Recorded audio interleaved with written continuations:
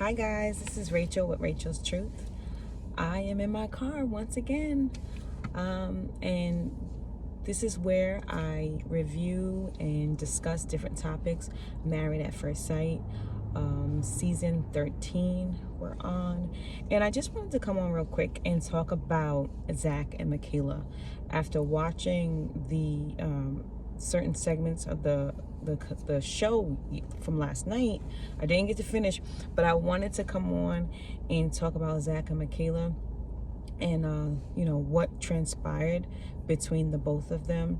One thing I paid attention to was Zach and him trying to verbalize to Michaela that he wanted to get a divorce and have a relationship after they got the divorce, after the show ended, and see if things will work without the pressure of the show, the pressure of being married, and so on and so forth. So Michaela, and that's the scene where Michaela starts going crazy, like there's a bee or a bug flying around her, and she gets up and she's like, running and laughing because in her mind, she's confused, right? She doesn't understand why Zach is saying this, that he doesn't want to be married, but then also saying that afterwards we can continue a relationship, because it doesn't make sense. Just like he uses the word fundamentally, she's fundamentally like this. It doesn't fundamentally make sense. To me, it just seems like he's very confused. He knows he wants to get a divorce, but he wants to keep having sex with her. And the only way that he can do that is to tell her that, or give her some type of a glimpse of hope, that after they get the divorce that they'll continue to talk. But Michaela's not that dumb, right? She may be still a little bit dumb, because I heard that she was still having sex with him even after the last blow up, right? So yeah, it didn't make sense. He said that, so she was correct in that. But I think he has a hard time, with his anxiety and explaining things also. So it can be both ways. It can be that he wants to continue to have sex with her, which I think he does, or that he's just feeling so anxious and trying to explain himself in such a, volatile, exchange, because talking with her, he's probably like waiting for her to explode, right? So he doesn't know when it's gonna come, because she is that knee-jerk reaction, he said, right? So I think it has a little bit to do with both, but unconsciously, I think he just wants to continue to sleep with her. And I'm basing that off of also when they were at the lavender, I think it was a farm, at the beginning of the episode, and they were walking and they were talking and they were trying to discuss where they were at, and how Michaela's saying that she's in a better place after talking to her sisters and after talking to his brothers. And Zach is saying on his little, off screen, whatever, that, she's so quick to get over things and move forward, and he's still kind of stuck there, trying to figure it all out. And so he's saying that he's trying to get into a better place. So he says to her, like, look, we're going to sleep in the same bed tonight, right? And she agrees. Yeah, we can do that. And I think she asked him why or something, but he did answer why. He basically said, because when we sleep in the same bed, it's fun. We have a lot of fun. In my mind, I'm thinking sex. I'm sure a lot of other people thought that as well. A lot of fun. I mean, to me, that's a red flag, right? You're saying one thing, and now you're doing another. You're saying one thing, now you're doing another. Okay, you want to have sex with me, but you're telling me that we have no future. And then you're also telling me that after we get a divorce and after decision day that we can continue a relationship. Are you talking about us being cut buddies? Us having sex relationship? Are you talking about something with substance? Because if it's something with substance, we would stay married and we would work it out. But you don't see a future with me. So now you're just telling me what you think that I want to hear. So I didn't like that. I didn't think that was cute. And I really expected Michaela to respond with like, no, like, because of fun? No, that's not going down, because because this, that, and the third, right? Because you just told me that you're not sure. We just had this blow up where I didn't want to sleep in the same bed with you, so you were leaving. Like, it's like this tit for tat type of thing. And she already knows that his mind is made up, but I don't know why she's not like following through with it. So it's kind of her fault too, because she knows his mind is made up, but I guess they're still just kind of like staying on the show or whatever. But his mind is made up. And she's just flowing with him. If he was being more positive and saying that he was really hopeful and he did see the future, then she would be right along with him. But that's not the case. So I really, really wasn't feeling that. And even when they were sitting and they were discussing, like, at one point how Zach was saying that, his view of marriage, right? Like marriage as being hard, as being difficult.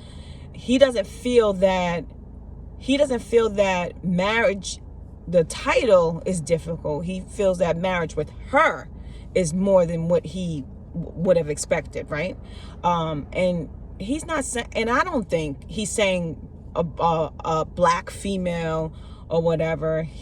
That's not what he was looking forward to, as far as the type of behaviors that people suggest that black females have.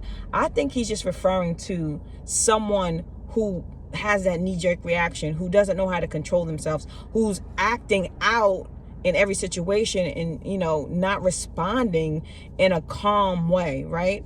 So, and it's something that he mentioned at the beginning that he didn't like in previous relationships. Now, I can't say whether or not he was dating black females and that was the case with those females, because we don't know. We do know that he was raised around, a lot of white people, and he got picked on by the white people. But I don't know if the people he were dating, what their nationality was.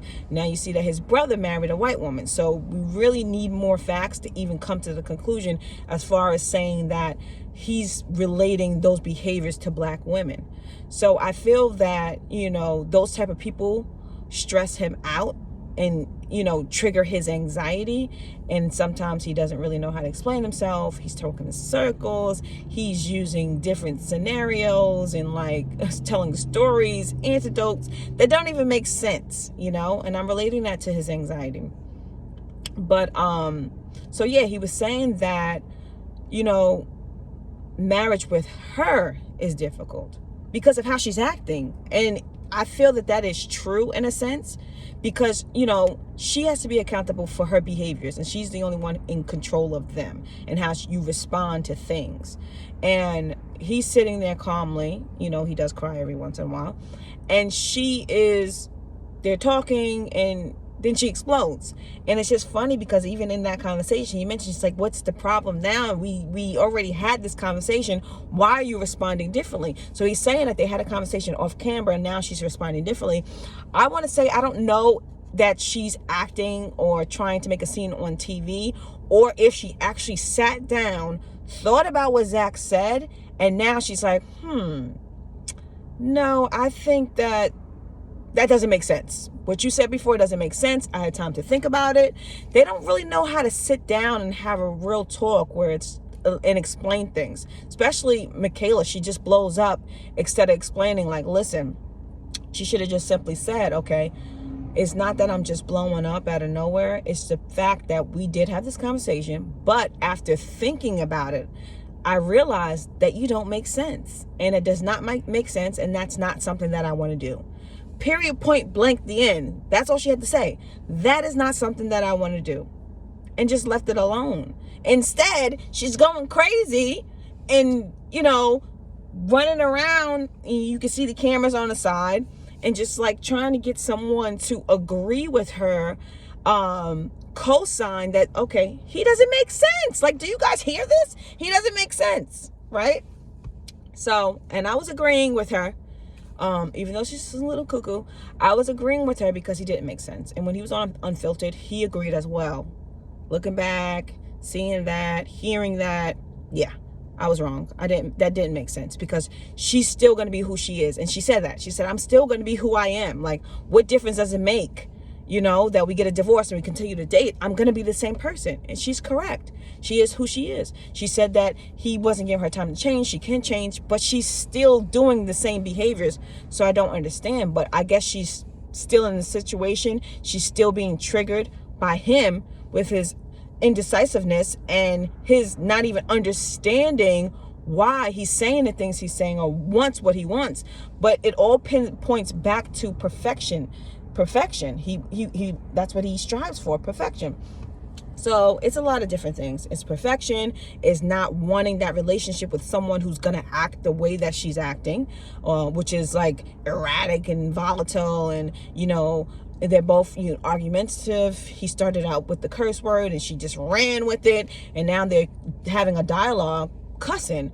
And it's just like, that's not cute. That's not romantic, curse. Like, people really just don't understand what cursing is. Like, you listen to the word cursing, curse. So it's like every time that you say a curse word, it's a curse. Like, people really don't understand like the gates, that it opens, and the soul and different things and that's probably one of the reasons I don't use curse words. But I don't know how to curse anyways. Even when I was a kid, I tried it and I just couldn't do it. But I'm happy that I don't, because I don't want to be cursed. So, and it's just so funny. Someone had told me a story about that, and people who believe in like witchcraft and different things, like they get together at a certain time at night and they come together and they're like doing chants and different things, and they're just using all these different curse words, and it helps with their ceremony because it's like it's a curse. So just imagine, just in your everyday speaking, using these words, what you could be doing to yourself, So I just wanted to throw that in there because I just thought about it. But yeah, so they're cursing. And so basically they're cursing their conversation. They're cursing their marriage. They're cursing everything because there's no respect there. I like, even in my marriage, like my husband, he curses, not probably as much as he would around someone else. I would rather him not curse at all. But I feel that if a person knows that you don't curse and you don't like to hear those type of words, that type of dialogue, whatnot, they are being disrespectful if they continue to do it, right? It's very disrespectful when you know someone doesn't like something and the person continues to do it in your presence. So I find that just to be very disrespectful. So yeah, they're not going anywhere, and I really wish that they would just walk away from each other, because they already know what their decisions are going to be. They have these highs, they have these lows, and now they're looking forward to the highs because the lows are so low, and it's going to continue to be that way. And it's so hard to detach yourself away from those type of situations, because now it becomes basically like an addiction. You're addicted to the lows, and because you look forward to the highs. So, and those are the worst kind of relationships to get out of, the worst kind of relationships to detach yourself from. And every time you have sex with someone, there's a soul tie. So now I'm just seeing Zach's experiences, how he is so confused on his decision making and what he wants and so on and so forth, is heavily attached to the soul tie, because he feels himself being pulled back, and it goes both ways. She feels herself being pulled back, but that's the soul tie, the connection that you guys came together, you guys have sex, you exchange demons and so on and so forth. And now it's pulling at you. It's even when you want to go, even when you're making a decision to leave, that soul tie is going to keep pulling at you. And that's why he wants to have sex with her. That's why he's unsure of what he wants to do, because there's a soul tie there. And until you stand firm and rid yourself from certain things, it's going to constantly be there. And it's almost like you have to detox yourself from certain things in order to get rid of the soul tie. And getting rid of soul ties, you can like burn things. You can get rid of things in your home that that connect to that person. There's so many different things that you can do that can be symbolic of getting rid of the soul tie. But it's a process. That person will always be connected to you, but in order to like really detach yourself from that person, you have to go through certain things in order to make, you know, for that to come true. The last point I wanted to make was that Zach was saying that he's always been ready for marriage. Zach has not been always ready for marriage since he was 17. That's what he was saying. He's always wanted marriage, but he has not been ready for marriage. And he's still not ready for marriage because he doesn't even see the bigger picture of marriage. He's focused on the emotions and what it would feel like when he comes home to his family and the things that they would do. But marriage is bigger than that. And there's so much more. So, that's it. That's all I wanted to say about those two. If I have anything else, I'll come back and talk about that. But yeah, let me know what you think about Zach and Michaela last night. Leave a comment below, like the video, subscribe if you're not subscribed, and yeah, let me know what you think, because it's getting crazy. All right, guys, I'll talk to you soon. Bye.